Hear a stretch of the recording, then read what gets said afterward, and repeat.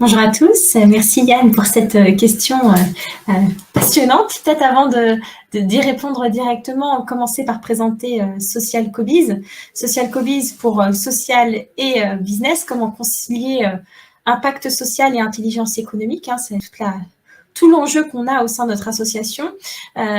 Social Cobiz a été créé en 2016 par deux groupes d'insertion par l'activité économique que sont ARES et Vitamine-T, ainsi qu'un fonds d'investissement à impact qui s'appelle Investir et Plus. Et en fait, ces trois acteurs se sont réunis en 2016 parce que ce soit ARES ou Vitamine-T ont eu l'occasion d'expérimenter en interne de leur structure, justement, ce fameux modèle de joint venture social, consistant donc à créer une entreprise commune entre un groupe, donc en l'occurrence des groupes d'insertion par l'activité économique, et une entreprise classique pour associer une complémentarité d'expertise afin de nourrir une entreprise avec une mission sociale et s'assurer qu'elle ait un modèle économique qui puisse être pérenne. Donc finalement, une joint venture sociale, c'est une entreprise qui se base sur trois piliers: la complémentarité de ses partenaires, une mission sociale qui est clairement inscrite dans ses statuts et un modèle économique qui se veut durable pour pouvoir justement soutenir le modèle social et le projet social. Donc, que ce soit ARES ou Vitamine-T ont eu l'occasion d'expérimenter ce modèle au cours des 10 dernières années et sont assez convaincus en fait en interne de la pertinence de ce modèle comme levier de développement, mais aussi comme levier de résolution d'un certain nombre de problématiques sur lesquelles je pourrais revenir, mais notamment les problématiques de recrutement et les enjeux de métiers en tension. Et la conviction de ces deux acteurs-là, c'est que justement les alliances entre entreprises et acteurs de l'économie sociale et solidaire, et plus particulièrement les acteurs de l'insertion, est un vrai levier et ne doit pas être porté uniquement par ces deux groupes, d'où la création de Social Cobiz qui a pour finalité finalement de contribuer à la co-construction pour une société durable, inclusive, solidaire et écologique, et qui a donc une mission triple. On a une mission triple au quotidien, c'est d'une part de pouvoir inspirer et influencer autour de la co-construction, mais aussi être facilitateur et acteur de cette co-construction en accompagnant des projets de joint venture social, mais de partenariat plus large, et j'y reviendrai. Et aussi, on a toute une dimension recherche et développement pour justement analyser les partenariats impact, en tirer des diagnostics, modéliser et capitaliser pour permettre d'outiller plus largement l'écosystème. Donc, c'est une vaste mission qui nous est confiée. Et finalement, je voulais peut-être revenir justement sur cet enjeu d'alliance et de comment justement accompagner à la structuration de projets de partenariats engageants entre entreprises et acteurs de l'économie sociale et solidaire. Nous, on a travaillé beaucoup au cours de ces dernières années, de ces 5 dernières années, sur la structuration d'une méthodologie pour justement permettre d'accompagner l'émergence de projets de partenariat. Et on s'est rendu compte que le premier levier sur lequel on devait travailler, et c'est pour ça qu'on adore intervenir à ce type de webinaire, et merci encore au Rameau pour l'invitation, mais c'est de pouvoir aussi donner de la visibilité à ce que c'est, à la pertinence des alliances et comment ça se traduit concrètement pour les acteurs. Donc, on a la chance d'avoir de très beaux témoignages aujourd'hui, justement, de partenariats concrets sur les territoires. Et effectivement, donner de la visibilité à ces partenariats pour mettre en avant justement les enjeux qu'on peut adresser par le biais des partenariats, c'est un vrai sujet. Donc, l'inspiration, c'est vraiment la première brique de la méthodologie qu'on a. La deuxième, c'est de pouvoir connecter les acteurs, d'associer justement, de pouvoir développer des liens et des passerelles entre des acteurs qui ne se connaissent pas forcément et qui peuvent avoir des complémentarités d'expertise à associer. Donc, on a un vrai enjeu de connexion d'acteurs. Et ensuite, notre cœur de métier, c'est vraiment la création du partenariat, d'accompagner justement à la structuration du projet, que ce soit la gouvernance, la définition des rôles, mais aussi la clarification du modèle économique, la mission sociale, pour justement s'assurer que le projet soit à la fois socialement performant et intelligent économiquement. Et on a aussi une logique évidemment d'optimisation une fois qu'on a démarré un projet de partenariat, comment lui donner de l'ampleur, comment le déployer, comment justement faire en sorte que le projet puisse vraiment vivre de lui-même et se déployer. Voilà un petit peu notre mission au quotidien et notre méthode, les 4 briques, on va dire, de la méthodologie qu'on utilise. Mais voilà, notre grande conviction, c'est qu'il y a un vrai enjeu en fait de partir pour lancer un projet de partenariat, des enjeux identifiées comme stratégiques et d'engager vraiment une démarche d'intérêt partagé entre les acteurs qui souhaitent collaborer ensemble. Et en fait, de nos différents échanges et de nos missions qu'on a pu réaliser au cours des 5 dernières années, nous, on a identifié 5 à 6 enjeux principaux qui sortent clairement du lot et qui peuvent engager, en tout cas encourager les acteurs à s'engager dans une dynamique partenariale,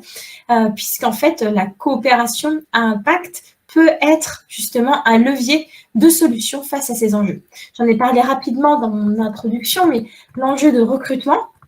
les enjeux RH de façon plus large sur les problématiques de recrutement, notamment sur les métiers en tension, mais aussi l'enjeu de répondre aux besoins de sens et d'engagement des collaborateurs en interne est un vrai levier qui motive et qui mobilise les entreprises dites classiques à aller travailler avec des acteurs de l'économie sociale et solidaire et de l'insertion par rapport aux problématiques de recrutement sur les métiers en tension. C'est un premier enjeu clairement identifié. On a aussi un enjeu écologique. Alors, en janvier 2022 a été quand même un vrai virage avec la loi AGEC et un certain nombre de mesures qui ont été quand même affirmées et qui engagent les entreprises de plus en plus à agir d'un point de vue écologique et en fait, des entreprises voient de plus en plus l'intérêt de collaborer avec des acteurs de l'économie sociale et solidaire pour pouvoir justement aborder différemment leurs problématiques environnementales.